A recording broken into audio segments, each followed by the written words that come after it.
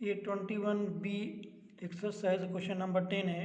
Calculate the standard deviation and variance coefficient for given distribution. And the गई सारणी के लिए हमको मानक विचलन और विचलन गुणांक या प्रसरण गुणांक ज्ञात करना है। इसमें क्लास इंटरवल दिया हो, फ्रीक्वेंसी दिया है, इसको सॉल्व करेंगे। तो इसकी टेबल बनाएंगे यहाँ, क्लास इंटरवल, फिर दिया फ्रीक्वेंसी,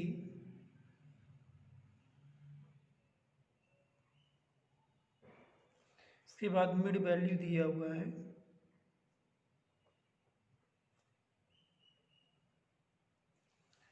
फिर इसमें विचलन दिया, वेरिएंस,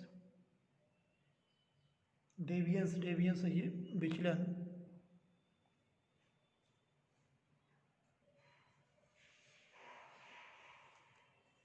यहाँ रहेगा विचलन, इसको बोलते हैं डेविएशन।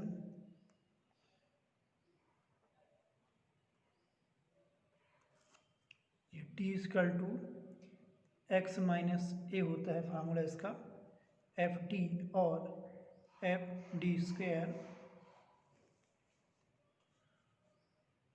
0 से 10, 10 से 20, 20 से 30, 30 से 40 और 40 से 50। फ्रीक्वेंसी है 3, 6, 13, 10 और ये 5।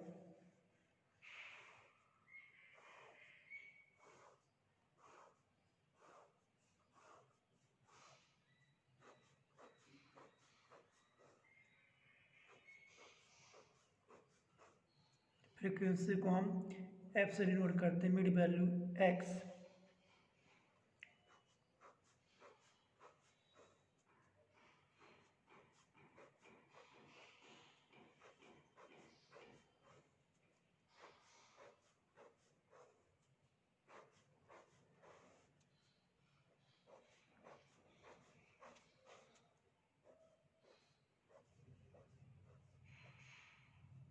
मिड वैल्यू कैसे फाइंड करते हैं, इन दोनों को प्लस करके लोअर लिमिट और अपर लिमिट के दोनों को प्लस एक बार 2 का भाग करेंगे तो हमको मिड वैल्यू मिलेगा। 10 + 0 10, 10/2 ये ना हो जाएगा 5, 20 और 10 हो जाएगा 30, 30/2 हो जाएगा यहाँ पास 15, इसी के बाद ये हो जाएगा यहाँ पास 25, 35 और ये हो जाएगा 45। अब यहाँ हमके एज्यूम मीन हमको फाइंड करना पड़ेगा, कल्पित माध्य मानना पड़ेगा। यहाँ तो यहाँ लिखेंगे, यहाँ लेट एज्यूम्ड मीन यानी कल्पित माध्य, हम इसको मानते हैं यहाँ से। इसमें से जो भी मैक्सिमम लिमिट है और मतलब मैक्सिमम नंबर और लोवेस्ट नंबर, इसके बीच कोई भी वैल्यू ले सकते हैं। इसका एक तरीका ऐसा भी ले सकते हैं इसको हम कि सभी को प्लस करके इनकी संख्या का भाग कर दें, यानी 1, 2, 3, 4, 5 को भाग कर दें सभी को जोड़ के, ऐसे वैल्यू इसको फाइंड कर सकते हैं। तो यहाँ हमने माना है वैल्यू को, इसको 25 हमने लिया है इसमें से, और इसके बाद इसको सॉल्व करेंगे तो ये हो जाएगा ए यानी एक्स दिया हुआ है तो 5 - 25, इसी प्रकार 15 - 25, 25 - 25, 35 - 25, इस प्रकार वैल्यू को माइनस करके उसका जो रिजल्ट आएगा उसको हम यहाँ लिखेंगे। तो यहाँ आ जाएगा अपने पास -20, -10, 0, 10 और यहाँ आ जाएगा 20। अब इसमें मल्टीप्लिकेशन करेंगे, इसमें एफ का फ्रीक्वेंसी का दिया हो जाएगा -60 और जाएगा 6 और -10 तो -60, इसके बाद 13 और ये 0 हो जाएगा 0, 10 और 10 हो जाएगा 100, 5 × 20 हो जाएगी ये 100। अब इसका जो इसमें है एफ डी स्क्वायर इसमें करेंगे, यानी ये इसका डी स्क्वायर करके इसका हम इसमें मल्टीप्लिकेशन करेंगे तो ये हो जाएगा 20 के 20 में मल्टीप्लिकेशन करेंगे तो इसका आएगा 400, 400 × 5 आएगा इसमें, ये इसका इसमें मल्टीप्लिकेशन करना है एफ डी स्क्वायर, तो पहले डी स्क्वायर 400 × 3 1200 आएगा, तो यहाँ लिखेंगे कि ये वैल्यू पॉजिटिव है तो यहाँ पॉजिटिव लिखेंगे, ये 1200 पॉजिटिव रहेगा। इसी प्रकार यहाँ देखते हैं ये 100 इसका डी स्क्वायर होगा तो 100 इंटू 6 होगा, ये 600। इसी प्रकार इसमें देखते हैं एफ डी स्क्वायर यानी जीरो, तो इसका जीरो ही आएगा। और इसके बाद जो है 100 इंटू 100 हो जाएगा 1000। इसके बाद इसका स्क्वायर करेंगे तो 400 है, 400 इंटू 5 आएगा यहाँ पास 2000 आएगा। अब यहाँ देखेंगे सिग्मा एफ, सभी का जो सम यहाँ आएगा 37 आएगा। इसी प्रकार यहाँ देखते हैं sigma F D, sigma F D जो आएगा यहाँ पास 80 आएगा। फिर सिग्मा एफ डी स्क्वायर,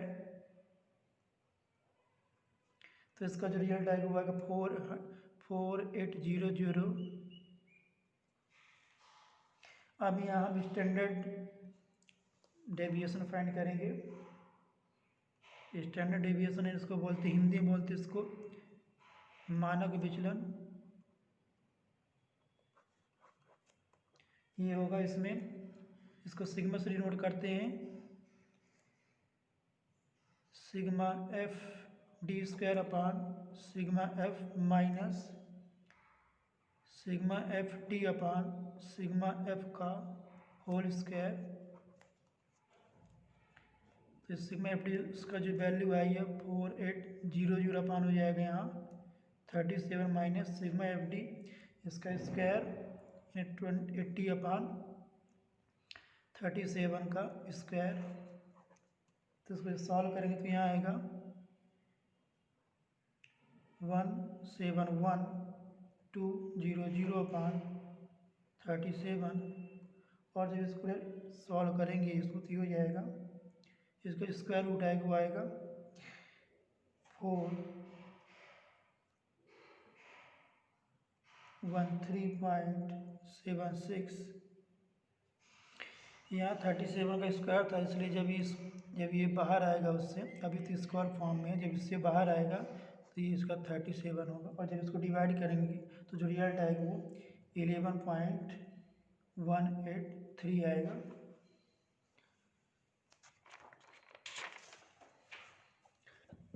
इसके बाद से फाइंड करेंगे वेरिएंस कोफिशिएंट यानी विचरण गुणांक ज्ञात करेंगे, विचरण या प्रसरण गुणांक।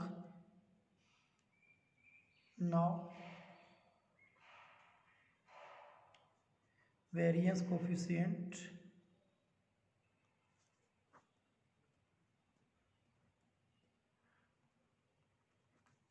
ये हो जाएगा इसमें sigma upon F M into 100। Sigma की जो वैल्यू है ये वो आई यहाँ पास 11.183 अपान एम का जो वैल्यू निकाला था वो निकाला था 25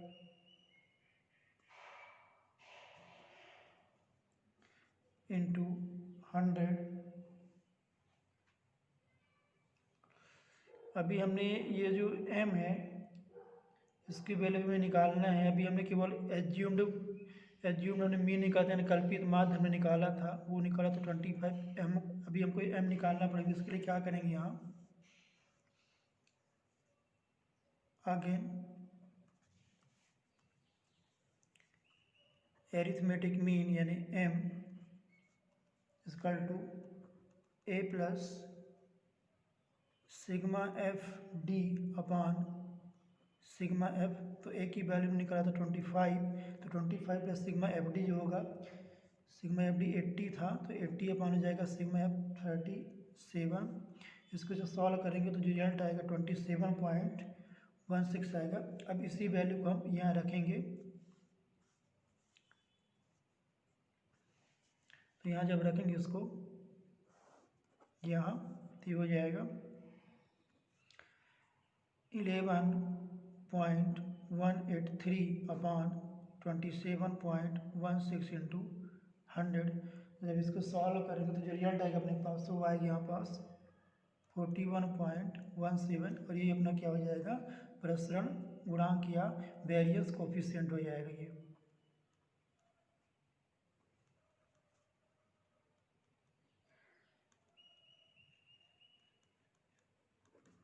ये इस प्रकार से हम इसकी वैल्यू को फाइंड करेंगे। तो क्या करना हमको पहले, इसके पहले हमको ये फाइंड करना है समांतर माध्य एरिथमेटिक मीन, इसके बाद हमको इसको सॉल्व करना है।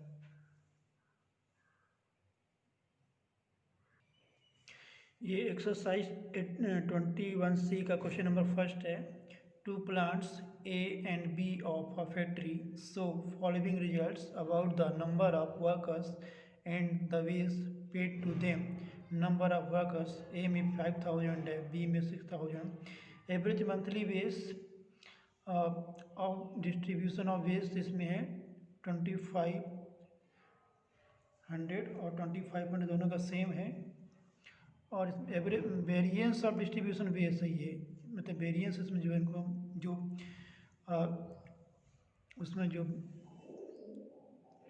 में प्रसरण हो रहा है वो 81 है और ये इसमें 100 है। तो हमको इसमें फाइंड करना है इन विच प्लांट ए और B in their greater variability in individual wage, यानी दो कारखाने हैं और इसमें कर्मचारियों की जो संख्या है और वेतन ये सब दिए गए हैं। ये कर्मचारियों की संख्या 5000, यानी कारखाने ए में 5000 संख्या है और कारखाने बी में इनकी संख्या जो है वो 6000 है। और इनका जो मंथली जो मासिक वेतन, औसत मासिक वेतन दोनों का 2500 है। और वेतनों के जो बंटन का जो प्रसरण है वेरिएंस है वो 81 और 100 है। इसमें हमको क्या करना है, व्यक्तिगत वेतनों में किस कारखाने में अधिक विचरण है ये हमको फाइंड करना है। इसको सॉल्व करेंगे। तो सबसे पहले यहाँ देखेंगे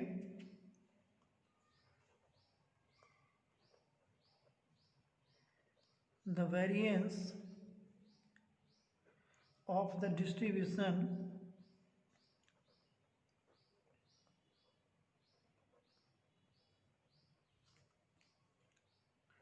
of wage in plant A sigma 1 का स्क्वायर इक्वल टू 81, यानी दिया हुआ ये कारखाने ए में वेतनों के बंटन का जो प्रसरण है वेरिएंस है वो सिग्मा 1 स्क्वायर इक्वल टू 81 है। तो इसमें देखेंगे, इसमें हम therefore standard deviation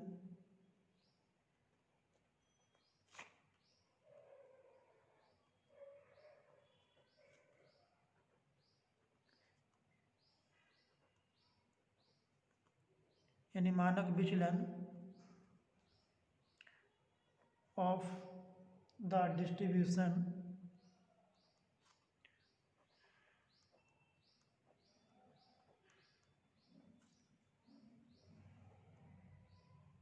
of wage in plant A, sigma 1 equal to हो जाएगी यहाँ 9 हो जाएगा। यानी ये कारखाने ए में वेतनों के बंटन का वेतन जो पेमेंट है उनका वो जो मानक विचलन है स्टैंडर्ड डेविएशन वो सिग्मा इक्वल टू 9 है। इसके बाद द वेरिएंस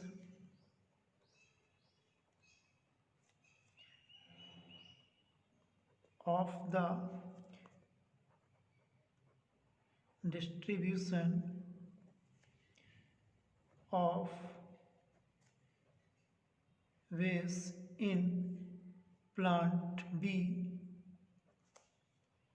ये इसमें दिया हुआ है सिग्मा 2 का स्क्वायर इक्वल टू 100। तो इसमें हो जाएगा therefore standard deviation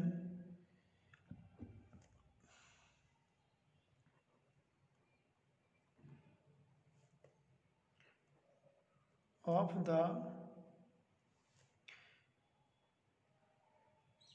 distribution of waste in plant B sigma 2 equal to हो जाएगी, इसका स्क्वायर रूट यानी हो जाएगी ये 10। यानी यहाँ दिया हुआ ये कारखाने में वेतनों के बंटन का जो प्रसरण है वो सिग्मा 2 इक्वल टू 100 है। तो इसका जो वेतनों का जो मानक विचलन होगा वो हो जाएगा इसका सिग्मा टू, यानी इसका स्क्वायर 10 आ जाएगा। अब यहाँ हम देख रहे हैं कि क्योंकि दोनों कारखानों में क्या है, औसत वेतन समान है, इसलिए जिसका मानक विचलन है स्टैंडर्ड डेविएशन अधिक होगा उसका जो उसमें विचलन अधिक होगा, यानी उसमें वेरिएंस अधिक होगा। तो लिख सकते हैं since the average monthly wage, यानी मंथली वेतन जो है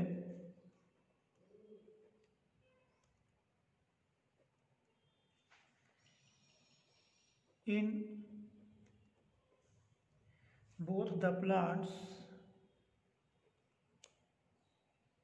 is same, it means rupees 2500, therefore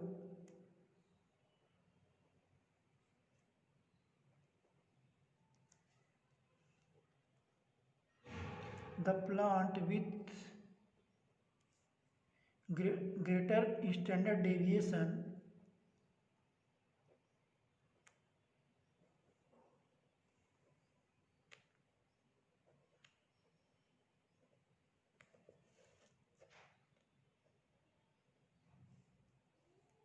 will have more variability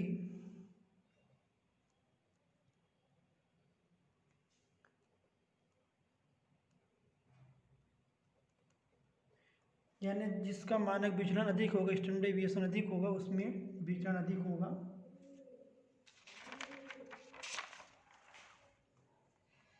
यहाँ हो जाएगा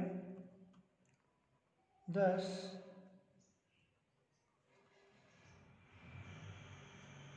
the plant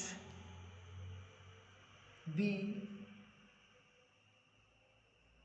has greater variability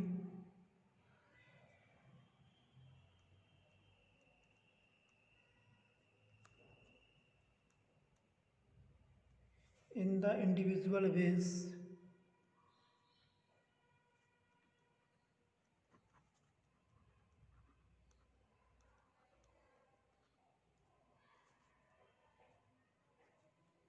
यानी कारखाने बी में व्यक्तिगत वेतनों में अधिक विचरण होगा।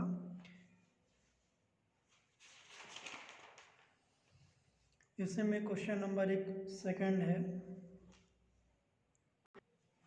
क्वेश्चन नंबर 2 इसमें है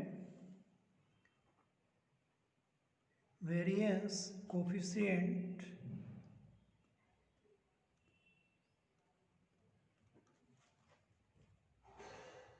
of two ways 60 and 70 and their standard deviation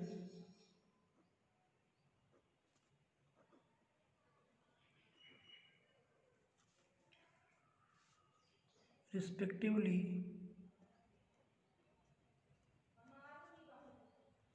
21 and 16, their arithmetic mean, ये हमको फाइंड करना है।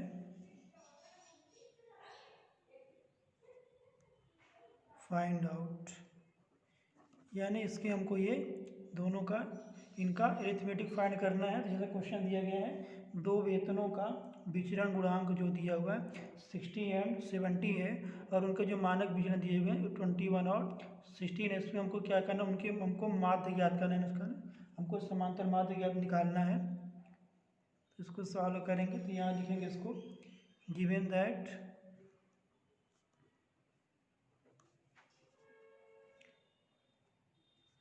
कोफिशिएंट वेरिएंस कोफिशिएंट यानी पहले बंटन का फर्स्ट डिस्ट्रीब्यूशन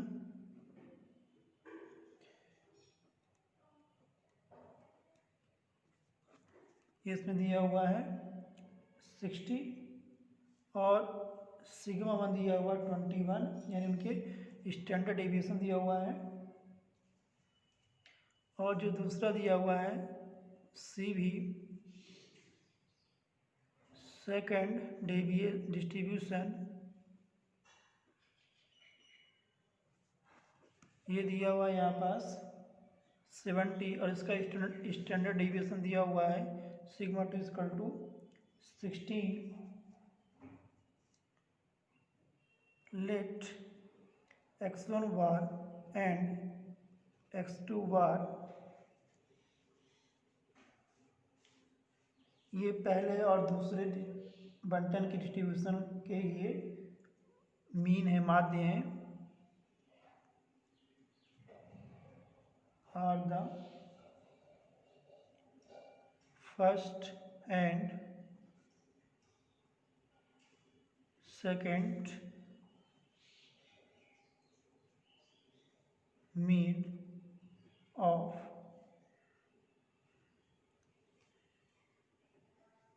distribution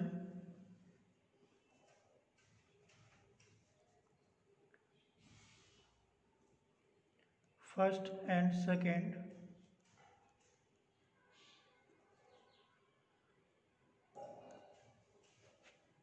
अब इसको देखेंगे यहाँ सी भी यानी को वेरियंस कोफिशिएंट ये हो जाएगा पहले के लिए सिग्मा 1 अपान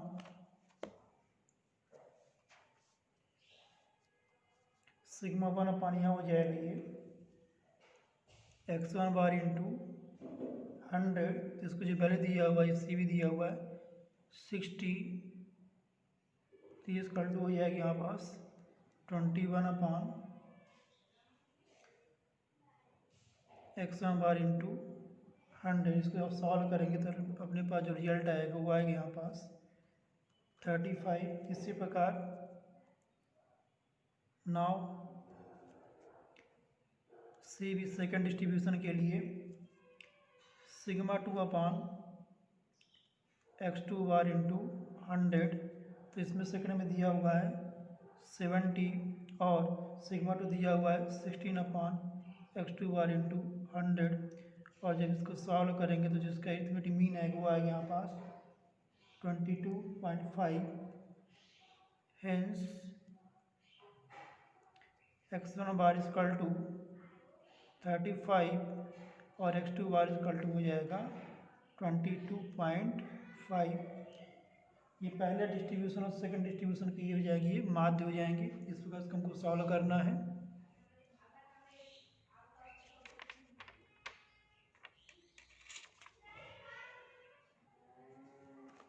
ये क्वेश्चन नंबर 6 है। एक कक्षा के 50 छात्रों द्वारा 3 विषयों गणित, भौतिक शास्त्र व रसायन शास्त्र में प्राप्त अंकों के माध्य व मानक विचलन निम्नलिखित हैं। विषय है गणित, भौतिक शास्त्र, रसायन शास्त्र, माध्य, और इसमें माध्य दिए गए हैं 42। गणित में 42 है, भौतिक शास्त्र में 32, रसायन शास्त्र में 40.9।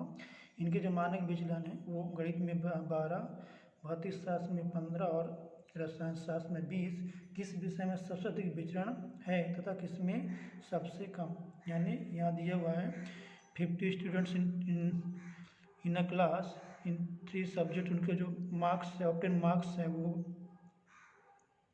और उनके जो मीन और स्टैंडर्ड डेविएशन दिए गए हैं। मैथ्स, फिजिक्स और केमिस्ट्री, इनका जो मीन है वो 42, 32 और 40.9। इनका जो स्टैंडर्ड डेविएशन है वो 12, मैथ में 12, फिजिक्स में 15 और केमिस्ट्री में 20 है। हमको बताना है किस सब्जेक्ट में सबसे ज़्यादा इसमें वेरिएंस है, ये हमको फाइंड करना है। यहाँ देखते हैं इसको।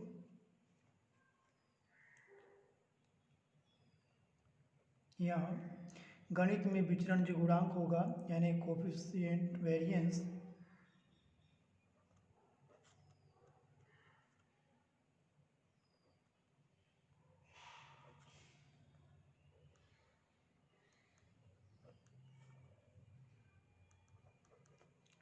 ये इसमें हो जाएगा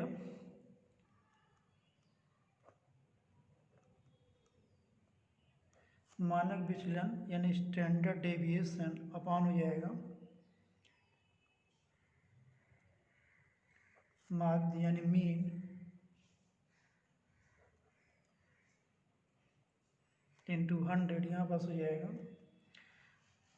मानक विचलन इसका दिया हुआ 12 दिया हुआ है, तो 12 अपान यहाँ हो जाएगा, और माध्य दिया हुआ यहाँ 42 इंटू 100। जब इसको सॉल्व करेंगे तो जो रिजल्ट आएगा अपने पास 28.57। अब फिजिक्स में देखते हैं यहाँ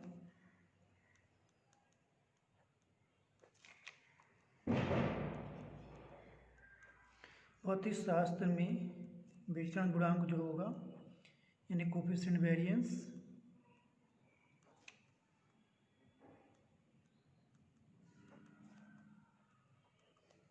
ये हो जाएगा 15/32। ये 15 यहाँ दिया हुआ है मानक विचलन, और 32 जो है इसका माध्य हो जाएगा इंटू 100। जब इसको सॉल्व करेंगे तो अपने पास जो रिजल्ट आएगा वो आएगा 46.87। इसी प्रकार देखते हैं रसायन शास्त्र में, केमिस्ट्री में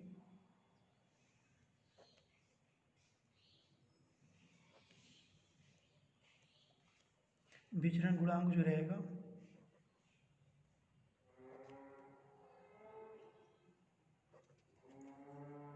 इसमें रहेगा 20/20। यहाँ दिया हुआ है ये मानक विचलन बटी हो जाएगी यहाँ पास, ये हो जाएगा माध्य ये, तो 20 यहाँ हो जाएगा 40.9 इंटू 100। जब इसको सॉल्व करेंगे तो रिजल्ट आएगा 48.89।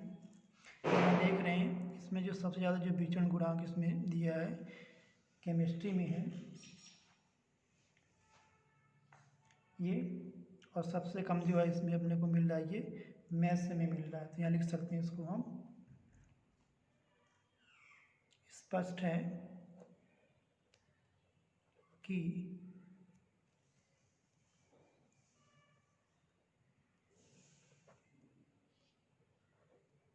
सबसे अधिक विचरण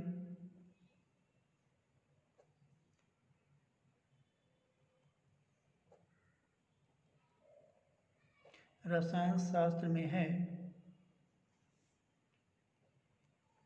तथा सबसे कम गणित में है।